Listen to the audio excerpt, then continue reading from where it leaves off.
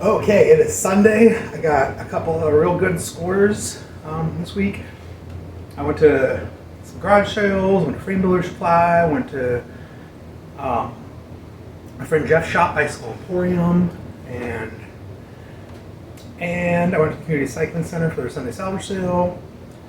And there's a couple of good things there this time. And I did not go to Bike Farm. BMX Gary wasn't there. Oh, my BMX Gary shirt and everything wasn't even there. No burritos. Came here, got a cookie at the coffee shop next door. It's not the same. It's not the same. I don't know what to do. But I did get some stuff. I didn't see this till the very end of salvage sales. I cannot believe no one else grabbed it. This is one of my absolute favorite things to score ever. This is a small walled basket. I love the smalls, I love the mediums. They're fairly shallow. The old style clamp for going around skinny handlebars. So you can't really use this in modern 31/8 stuff. It's too close to the 31/8 part. They make a big one with a two-piece clamp for that now. It's got the long stays, which I always shorten up. It's got a quick release mount, a through axle mount, not through axle, but not a regular axle. And what I usually do is get this all level on the bike, figure out where he's got to go, mark it with a Sharpie, hacksaw it off, drill that hole, pinch it in the vise, basically just make my own new little end so I can mount it to whatever mid-fork mount boss or drop out on the eyelet or whatever. $10, it's not even manual and pickup. Everyone every day was looking for a basket at that place. I cannot believe they put one out in the Sunday salvage. I can't believe a lot of stuff they put out there, but wonderful. I love it. I'm very excited. I have 2 projects that I want a basket. Do I have a medium basket up there right now? Oh, good. Okay.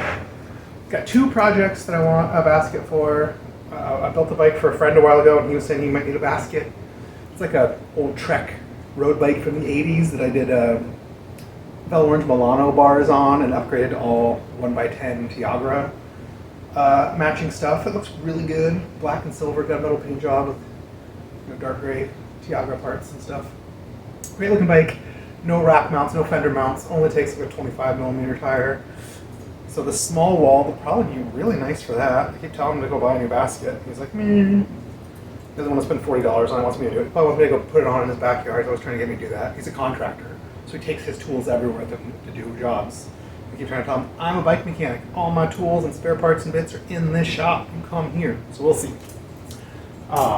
He works really close to here. So I got this basket. I am just stoked. I'm going to put it down somewhere. When I was at my friend's shop, I noticed one of his drawers in his toolbox is kind of open, and he had some cool old cutting tools. He had stuff I don't have. He's got a French fork threader, and he's got 1.1/8" fork threaders, and like 2 different thread pitches, like weird stuff. But I saw these, I knew exactly what they were. I pulled them out. He did not know what they were. Thought I brought them to show him. I didn't even remember they were there. I'm like, no, these are yours, dude. I want to buy them. He's like, you can just have them. So I got these. These are vintage biplane fork crown pieces. So this is something a shop or a frame builder would have a laser cut or a plasma cutter, however they had it cut out of almost 1/4 inch thick, but not quite. Probably just mild steel. Like Tom Ritchie was really famous for having these made and doing his mountain bike forks as well. No one made a skinny or a fat fork crown back then. So this one you would put your steer tube through and put on this one. Boop. So this would be the top. The blades would go through here. I don't want to spoil the surprise. I got these blades out. And these will be a little cleaned up. It's a rough cut. Needs a little cleaned up so it can go all the way up the blade. The blade would go here. The top piece would go there, and you just fill it, braze the thing on with the steer tube in the middle. I believe it might be for 22 blades and braze right in. These are 24. I think once I just sand and clean this up, it'll slide over 24 real nice. But for some reason, these all have like a 22/2 hole. Maybe once I clean it up, it'll get to 25/4 pretty easy. Probably not. So there's a top piece, there's a bottom piece. This is like an old French style one that has like a little extra lip on it. And I think this is for drilling and tapping for your fender mount. So you mount your fender on the back side of your fork crown, which is way cooler than trying to figure out a bunch of other stuff using an ankle bracket. So it's 1 pair of normal ones, another pair of normal ones. This one doesn't have the fender mount. And this one big fatty top. She's the same width, and these are real narrow. These are real narrow. I'm going to take these over to Frame Builder Supply, send some pics, and like every once in a while, like Ahern had a bunch of these laser cut, super wide for some of his off-road bikes, wouldn't sell them to anybody else. Every once in a while, someone will just hand cut a set of these out of a piece of sheet metal or sheet steel. It's a huge drag to cut your own dropouts before it comes out. And Frame Builder Supply, I don't want him to get burnt out. He seems so bored. He's just packing shipments and answering emails all day. He hates it. He's mentioned he thought about selling it. We can't lose it. But let's make new stuff. Let's do fun projects and bring it back to the Decalier plate. I'm gonna say I talk him into making these wide, like 76 mil. At the Pacente Mountain Crown, it's 74 mil. That's pretty dang good. Make these a little bit bigger and wider, so 26-inch guys with big knobby tires can use them. Ritchie style, mountain bike style, so rando guys can use them for 48s and fenders. Like, just make them fat, bro. Also make a couple different sizes if they sell well. People want them smaller. But I got these.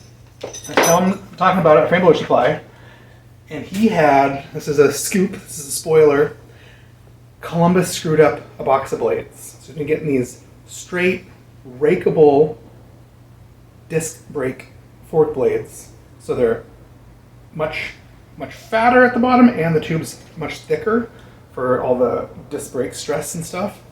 But they're supposed to be drawn into that oval fork blade shape, and they sent him a case of ones that never got smushed or drawn or whatever they do.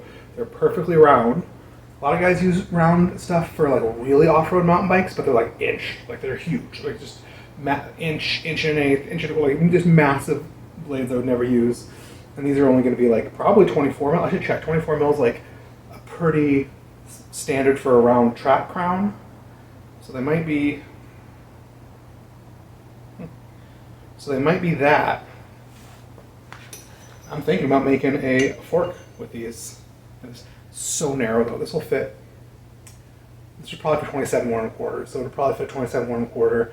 Maybe a narrow fender. They're so narrow. They are so small. Let's do a comparison. So this is that big Pacente Mountain Crown. It's like a fake biplane. You just stuff the blades right in and braze it. Super cool, beautiful crown. I think guys are getting sick of using them all the time. They've been out for a long time.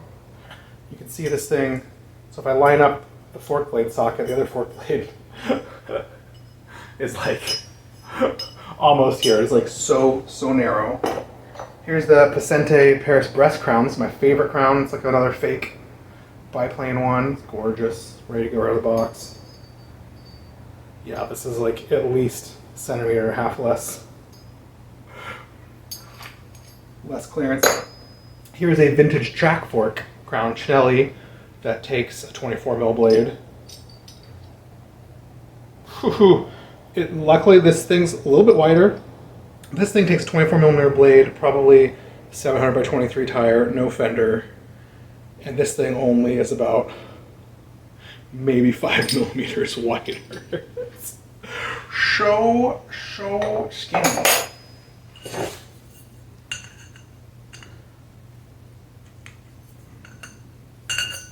This is so close. Oh yeah, that fits. So yeah, this could make a sick disc brake track fork.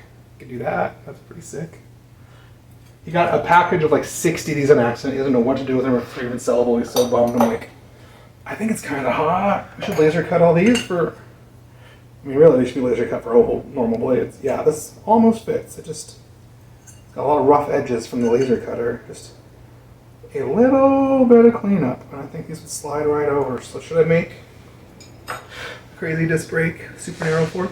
I mean, I just held this up to the crown on an old touring bike. It's got a 27 1/4 with room for fenders, so I could probably do 732 fenders. Too skinny, no one likes it anymore. Should I could build myself a skinny 732 bike? Like a fool? I don't know. I really do want to measure it more. Why don't I have any tools? So I think a 50 millimeter crown is about the narrowest you can go for a 650p 42 and fenders fitting real tight. These Paris Brest crowns I think are 56. like 57. Alright. My caliper's probably terrible. About 56. These fit great. Sometimes they even look a little big. I think you can even use on a 650B48 if you really wanted to. This guy is massive. It's like, gonna be like 70. Yeah, like 74. This little track crown. How wide is the U between the blades? No, it's like 39. Come on, yo, wing nutty thing. 45.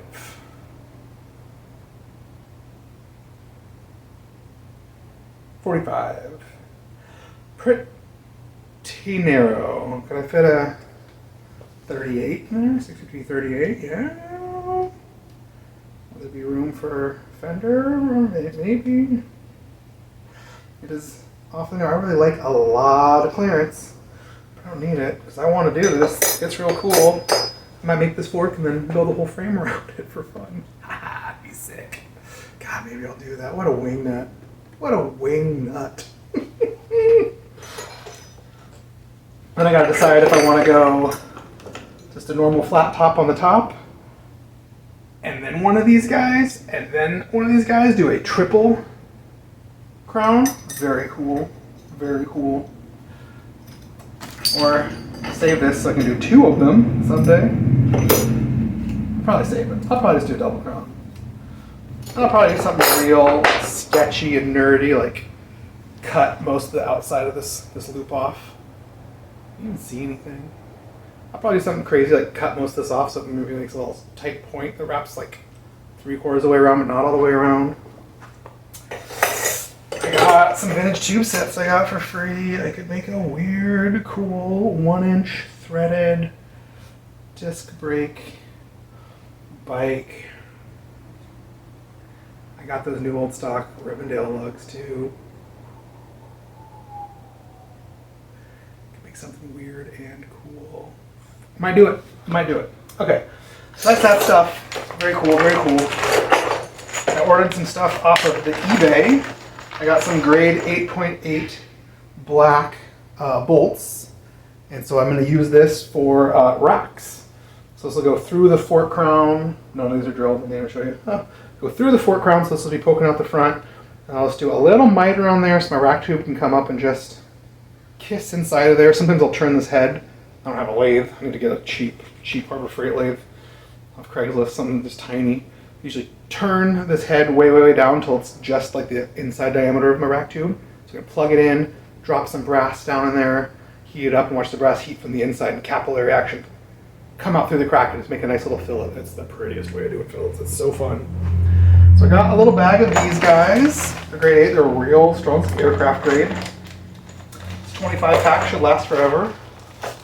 Well, I mean, only half the racks I make use that style, so I don't know, it'll probably last a while. 50 racks, take me a while to do that. I also got these boring little grade 8 button head bolts that look like a water bottle bolt, but I think they're a little longer. I think they got like 16 mil or something.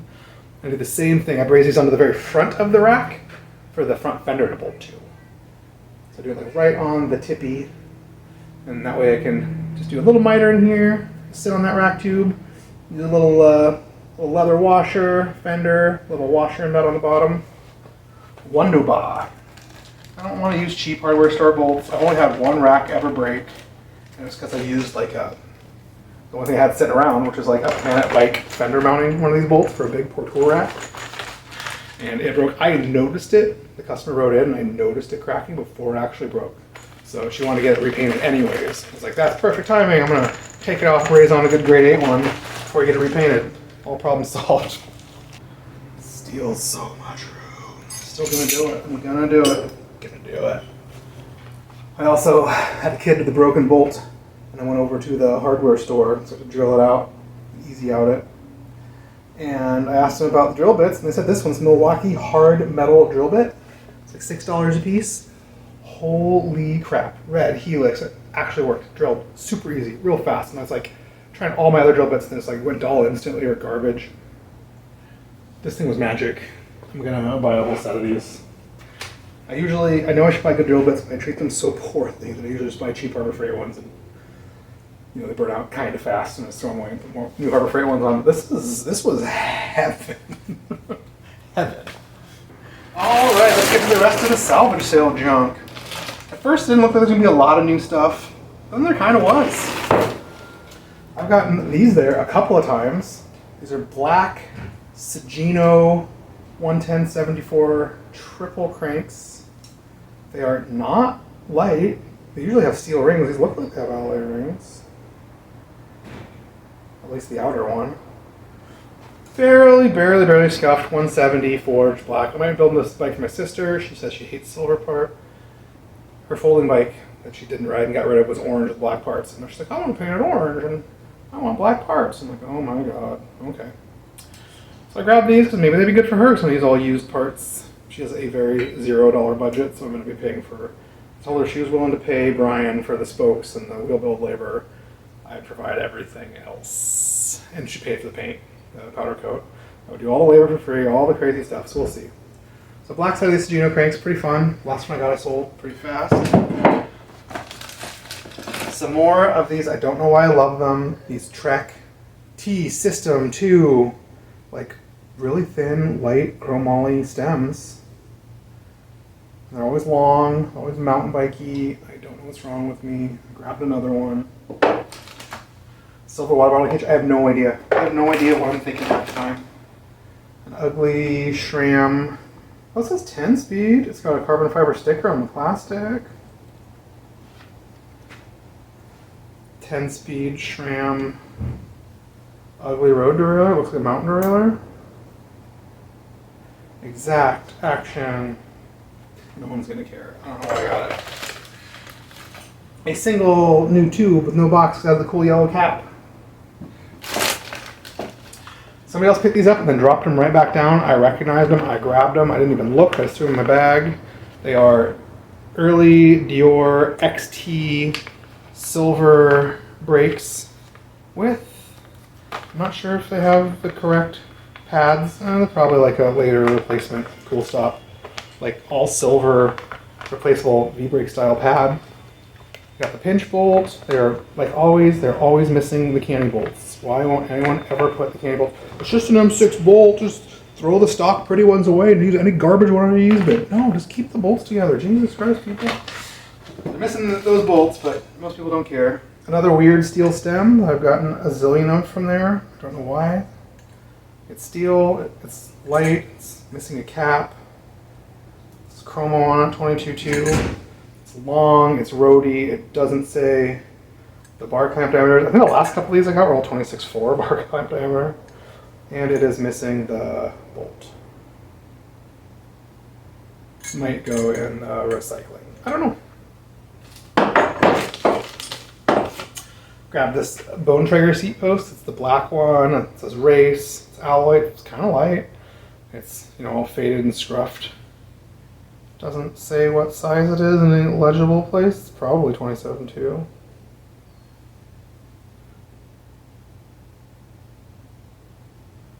Definitely has a 27 point something on there, probably 2. But it had a little saddle clamp. It's all together. I don't know, why not? Because my seat has been absolutely overflowing. This is exciting. These are expensive to find. Tiagra, the dark gray Tiagra. I think it's 4,700 flat bar brake levers. They make a flat bar 10-speed shifter for these. I think these have their own cable pull, so you match them. You really got to match everything. Maybe the cable pull that only matches some other weird thing. I know someone just gave me a really clean rear derailleur for this. I should check my shifters and see if I have any. This is the stuff I built that bike for my friend with. All dark gray, all matching. I don't think I have the levers. I never came across them, so I used some of the levers, I think, which is sad. So now I have the matchy levers. I got the matchy rear derailleur again. The shifters pop up all the time. One of the only ways to find flat bar 10-speed rear shifters. Yeah, why wouldn't I? And you can switch the brake cable pull from V-brake to canny brake, so you can kind of do it whatever you want. I think I might have the brakes to match this too. Start making a pile again. Here is just a bag. Oh, Genevale. Interesting. A bag of Geneville V-brakes. Pull one out. Or Jebnell or whatever. Also, because everyone is a wing nut, all sorts of extra brake pads and bits and parts in here, no bolts. These take the proprietary, like slightly cupped bolt. Why? They look really short. Maybe these are mini V's. I have to look them up. I think mini V's use regular short hole cable or levers, and the taller ones use V-brake levers. But it's a nice matching set of brakes. Nice matching pad holders, complete. One extra pad in here for some reason. I don't see anything mangled or weird. Might go on eBay. Geneville makes their own brake levers, the modified things, so you can put a bar end shifter or a down tube shifter on the end of your brake lever. Every time I've test ridden someone's bike that has that though, I always squeeze the lever while I'm trying to shift. Like, no. Those are interesting and cool. This was all together in one bag, and it is most of a Shimano Altis A10 group. Why to grab it? I don't know. Because I thought it'd be fun to pull apart. So a weird Altis long KG rear derailleur. It's a little scruffy, but there's nothing wrong with it. The Altis brake lever with integrated shifter that might almost even work.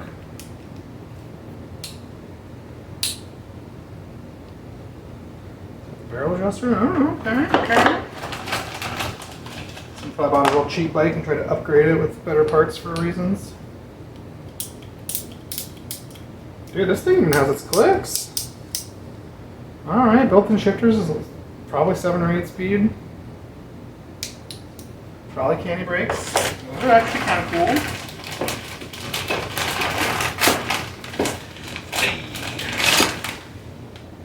Check out this stem, just a cheapy black steel, halfway road bike, halfway mountain bike stem. The minimum line's like way up here, so it barely sticks out. It's got the cable stop in it. This is a handy stem, I'm sure it's 25.4. This is a cool stem. That's really why I grabbed it. Thought the stem might be bitchin'. Oh yeah, it's got the alloy wedge, like Nitto style. So that's halfway nice. 22.2, 13A, YC, max height. Does not say chromo on it, and it is real thick. Higher the end steel, the thinner you can go. The lower the end steel, the thicker you gotta go. But this will come in handy for something, I love it. Has the set of Altis brakes. My friend was saying if this plastic thing breaks, which they always do, then the brakes don't work anymore. This one's cracked, that one's not. So the brakes are probably trash. I might save the pinch bolt. And it's got the canny bolts. Someone was smart and actually threw the correct big-headed canny bolts with washers in the bag. So honestly, I'd have grabbed them just for these bolts, because people are always missing them. So I'll probably get rid of the brakes, but got the bolts, got the stem, got some weird stuff. Well, I don't know. This is one of the first things I saw there. Oh my god, it is so heavy. One of the other guys picked it up and then decided he wasn't going to get it, and then I found the other crank arm. I'm pretty sure I found it. Yeah. So we put it back, and I was like, oh, well, I might as well get it. The tapers look like they might be close to blown out. It's heavy. This one's pretty scruffy. Shimano FC400. It's heavy. Exarch 400 LX. They probably went with the Ultra screw. I think the other one also cranks. It's heavy. The chain rings are gotta be steel. They don't look too worked. Shimano Biopace. 48, 38, 28.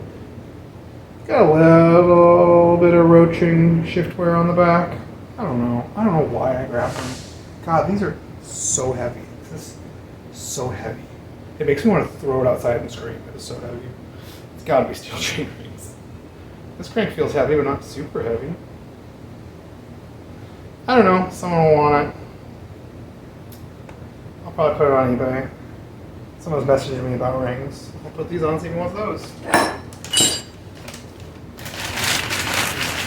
This bag was in there. It was dirty. I recognized it immediately as Campy Record. I didn't even look. I just grabbed it, stuffed it in my bag.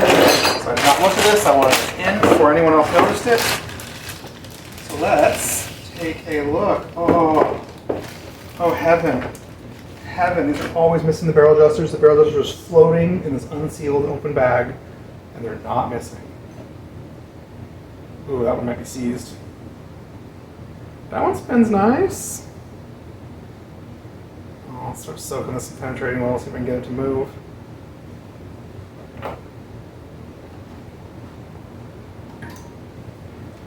They're dirty.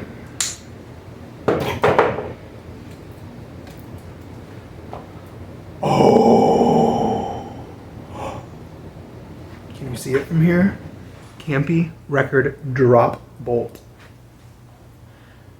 There was a time, and I think that time might still be now, even though I think someone's having Diacomp remake them, but to get a Brev Campy drop bolt is like $150 on eBay. They do not say Grand Sport, they say Brev in it. They have the correct pads. Looks like they have the correct nuts, even the back nuts. I thought these would be really rusty and crusty. They're really dirty. They are not actually rusty and crusty. They have the totally flat quick release, which is pre-CPSC, so I think this is like, I don't remember what year that started, 71 or 2 or something. Or maybe it was 74, but the pre-stuff had tighter chainring clearance, the cranks were a little tighter. They had little, like this flat quick release. They made a little domed kind of bubbly one later on. It was like a safety thing. They made them do a bunch of safety stuff so riders would actually cut themselves in accidents. Other than being super dusty, these are gorgeous. They have all the correct stuff.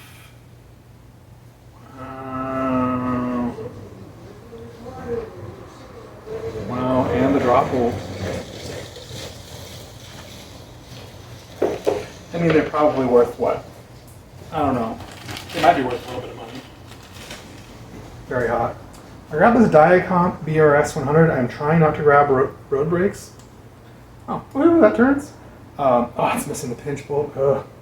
Try not to grab road brakes. I have so many. No one ever wants them. I feel like I've grabbed a couple of these Diacomps, so I grabbed them to see if we make a match set. Not that anyone cares. The pinch bolt and hardware. I think I pulled the pinch bolt and hardware off something else before I threw it away the other day. I need to start hoarding. Since I buy so much stuff from the CCC, it's all missing parts. I need to start hoarding just the parts that are always missing. Oh, that might go on their side. That might get saved. I don't know. This is fun. I have never seen this stem before. It's an 80s SR custom stem. I've seen thousands of SR custom stems on tons of bikes. They made a real tall one. It was like a 60 or 65. It was really popular. I buy them all the time. One time I found a bunch of them new old stock on eBay for like $15 for like each, you know, for like 8 or 10 of them. And then I sold them in the shop for $25. Still better than paying like $75 for a new Nitto. I had a bunch of them. I've never seen one like this. Look how stubby this is. It's like, it doesn't even come out. It's just like one weird thing. I couldn't not grab it. It's cute. Max height line's down here, so it kind of comes up kind of far. It has the same custom engraving on the front as all the normal ones. I probably have 6 normal ones here. I don't like them for me. They're too flexy, but they can on a lot of tracks and a lot of cool bikes. But for lighter people, they're fine. I prefer Nitto. It was more money. This stem was cool. I was very happy to get it. One little multi-tool in the bottom. Who doesn't grab multi-tools? 5. What a clever name. It's real rusty and crusty, but something wrong with that. It's got Crank Brothers. It's got a Phillips. It's got an M6, an M5, an M4, and probably 3.5, 3 or whatever. I don't know. Just throw extra multi-tools all over the place. This was fun. This is something I'm always looking for. A bunch of random quick links. A SRAM 11-speed power lock one. Here's a SRAM black 10-speed one. Here's a missing link KMC 11-speed. Perfectly connects KMC, Shimano, and Campagnolo 11-speed chains. Heaven. Here's another KMC. I mean, these things are like $8 a piece to buy in the store. Brand new and clearly labeled. I love that. I am always hoarding these things. have a chain link thing right here. Oh, here's two more 11-speed ones. Here's generic 6, 7, 8. That's not how that works. Generic 9-speed ones. Generic 10-speed ones. A couple more KMC 11s. I got a lot of these right now, I guess. A couple more KMC 10s. A couple more KMC 10s.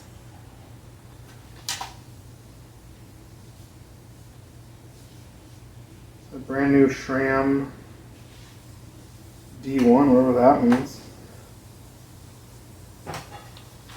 I like when they're clearly labeled and say what we're compatible with. I got a KMC 9 and 10 speed chains on all my bikes, mostly. I always keep an extra one of these in my tool bag. Last but not least, I got a Planet Bike Presta-Valve tire gaugey thing. It's cool. And I found a tiny drill bit in the back of my car, sticking up out of a mat I have back there. So I grabbed that, bring it in too. Could have used this yesterday. So that's it. Small scores. I've been doing a bunch of frame building work and stuff. Oh, a super cute, really nice girl came in with my friend Brian, who owns another shop. She wanted to do a bunch of work on her old 70s Raleigh, and he's kind of a new bike guy. He was still trying to look up parts, but looking up new parts, they're compatible. It's annoying, so he asked me if I had some old stuff, and I'm like, you know I do. So we met her down here, and I was digging through, and I had everything, and I talked her out of one bad thing and into better things, and he's finally like, you know what, why don't you just do it? You got all this stuff, all this old stuff. I'm like, thanks, Brian. So I tricked out her old Raleigh, got rid of the drop bars, put on cruiser bars, put on Suntour power ratchet thummies, put on Tektro classic silver brake levers, new cables and housing, and new derailleurs, put on a Suntour clamp-on shift mount, got it up and running, and she's happy in love with it, so that's cool.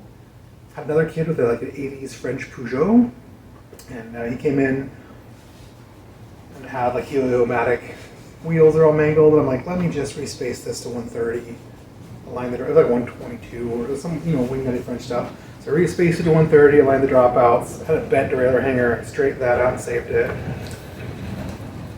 Got it aligned too, and put in some 10 or 15-year-old all silver wheels with a 8, 9, 10 speed cassette body, so I could kind of future-proof them. So any modern road wheel replacement wheel will kind of fit now. And by modern, I don't mean disc brake era, but up to that. So everything from the late 80s, 90s, 2000s, 2010s fits. So he's real happy about that. His shifters, somebody pulled them apart and put them all back on wrong, but luckily all the parts are there. So I just overhauled them and put them back. So picked that up, so that was cool. And then this big bad boy, some kids drove up from Eugene for it. It had, I guess I said I couldn't save the forks, got a different fork, which I have sitting around here somewhere. So I took the 27-inch wheel candy bosses off, moved them down 5 or 6 millimeters for modern brakes, and moved them out as wide as I could on the, I have to grab the fork and show you too. Let's show the frame first. So on water bottle bosses, I put a set on pretty tall. It's a big frame. I want to make sure I clear the front derailleur, and you can still get it out.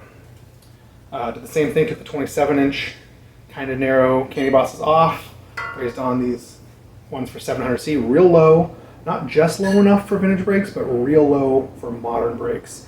Real wide, like 85 mils. So this will fit a Dior V-brake, a modern canny with a bunch of adjustment. Vintage cannies will need to have adjustment. You need to go all the way up torque. No one ever puts vintage cannies on. He's going to try and respace it himself. He didn't want me to change these. It was powder coat, and I always thought powder coat was impossible to sand through because I never used to burn paint off in my old shop. But I burnt the paint off, this powder coat burns off so easy. It was great. He did have a jacked up broken bolt in this lower water bottle boss cage, and someone had wrenched on it. The tube was a little dented. I didn't really notice how bad it was, so I tried to remove it, and it just kind of crumbled around me, and I had to drill it out, tap it to put a bolt in, so I was trying to pull it out, but it was too mangled to come out that way. And then I realized once the paint was off, once that bolt was out of the way, once the flux had cleaned, there were some little cracks coming out of this. Someone mangled it. So I drilled them all out, brassed them, filed it all smooth, took another chunk of an old down tube and cut it out and made a patch. And silver brazed it on. So it's a couple millimeters higher than this one. It doesn't matter. Water bottle won't care. Or you put a washer under this one if you want. Anyways, hopefully this frame is saved and will last forever. Just gotta finish cleaning up these fillets. The fork, the fillets came out so lumpy and ugly because I used reverse miter braze-on skin as wide as possible. These ones came out like show quality, man. I bet I can buff them with sandpaper, not even touch them with a file, and I might. That's really all this bike needs. They're gonna kind of hang out for a few hours, see if I finish it. Once I find that crack, I'm like, nah, I bet it'll take me some tomorrow too.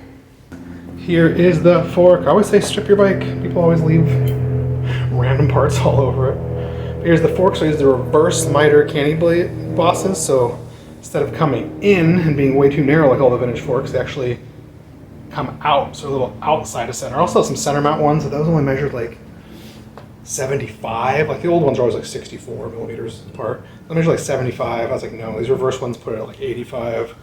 Way better. So you can probably run the fattest rim and fattest tire you can in it. This is a really nice old fork. Destroyed those old Reynolds 531 decals. Burning the paint off. This is a gorgeous old fork.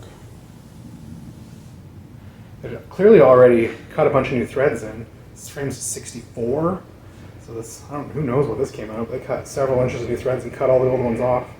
They said they have access to a bike shop with the normal tools. They did that themselves. You can try and cold set it. Align the dropouts themselves. Alright. He was trying to say we want to put 135 wheels in, and I'm like, don't do that on a 126 space frame. I've done it, it's alright. That touring frame's got dimples for the chain rings and the fenders on the inside. It bed really is that dimple. I've seen guys like, when you frontal a bike and you mangle the down tube, like crimples and dimples and the whole thing's a little bent. I've seen guys do that on those stays. I was like, if you do that, you gotta cut that rear bridge out, then get it all set up and aligned, then braze a new bridge in, and then recheck the alignments. Might suck in a tiny bit. So I'm trying to talk him into using 130 space road wheel. I try and do that for everyone. No one understands it. Everyone's like, yeah, do it to 135. No, they only make ugly mountain bike hubs in 135 and just break stuff. Like, all the pretty hubs are all 130. Do 130, bro. Won't mangle your frame when you respace and align it. Even going 120 to 130 is pretty bad. Half the time I cut the bridge out of that too. Used to try and do it. Sometimes it's fine. Sometimes it definitely does some little damage in there. Like, But there's one other thing I've been working on that I have not even posted on Instagram at all yet. It's new, it's secret, it's cool. I've been working on my very first fillet brazed stem. So I just started filing the fillet a little bit last night. It's been sitting in the soak tank for like a week.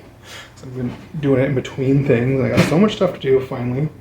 My first fillet brazed stem, my first fillet brazed threadless stem. So I went online and talked to other frame builders and figured out all the best tubing. So I got tubing.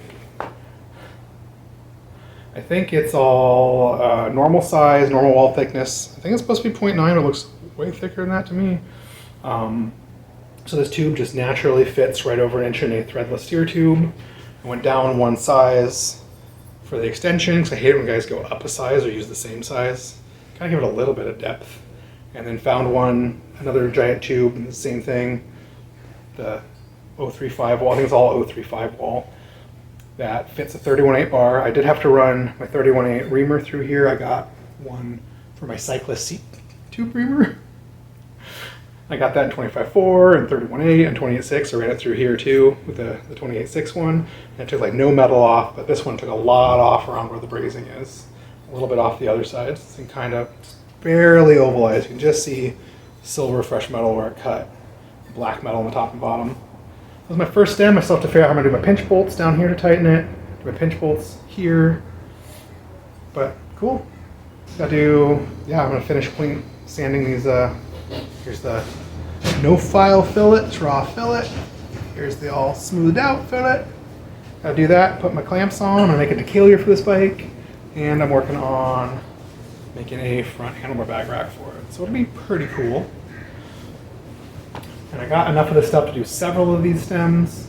Oh, the hardest part is figuring out how to get these things faced. I don't have a lathe to cut things, so I hacksawed this off, filed it as square as I could with my little checker, and then mismatched all my cutting tools and made a bunch of shims out of old handlebar shims to fit it out to fill the space. So I could get my bottom bracket cutter and my Park head tube cutter to get this thing all faced and square, and it is.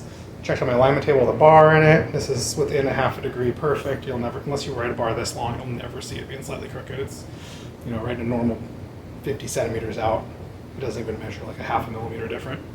So it's straight enough for me, bro.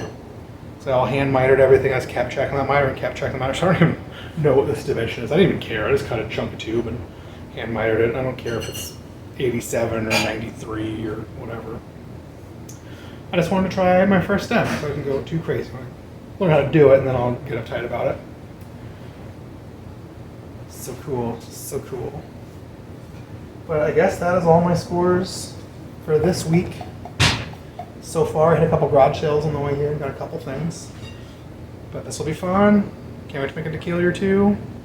I'll post some more pretty pictures and stuff on Instagram. Maybe show it off in another video when this frame's done. I'll do a bike tour video of just this frame. So thanks for watching.